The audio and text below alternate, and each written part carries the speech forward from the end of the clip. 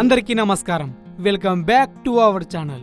మీలో ఎంతమంది తిరుమల వెంకటేశ్వర స్వామి తీర్థం స్వీకరించారు? మనమందరం తిరుమలకు వెళ్తూ ఉంటాం. ఆ కలియుగ దైవం వెంకటేశ్వర స్వామి దర్శనం పొందుతూనే ఉంటాం. కానీ అక్కడిచ్చే తీర్థాన్ని మీలో ఎంతమంది తీసుకున్నారు? ఆ తీర్థానికి ఉన్న ప్రత్యేకత ఏంటో మీకు తెలుసా? పదండి ఇప్పుడు తెలుసుకుందాం. తిరుమలలో ఒక అద్భుతమైన విషయం దాగి ఉంది. అదేంటంటే రాత్రి సమయంలో దేవతలు స్వామివారికి సేవలు చేయడానికి వస్తారు అని చెబుతారు. ఆలయ గర్భగుడిలో పెద్ద పాత్రలో నీటిని ఉంచి ఆ నీటితో స్వామివారికి అర్చన చేస్తారు. పురాణాల ప్రకారం ఆ నీటితో స్వయంగా బ్రహ్మదేవుడే స్వామివారికి అర్చన చేస్తారని చెబుతారు. తర్వాత భక్తులందరికీ ఈ తీర్థాన్ని ప్రసాదంగా అందిస్తారు. స్వయంగా ఆ బ్రహ్మదేవుడే ముట్టిన ఈ తీర్థాన్ని తాగడం మన అదృష్టం.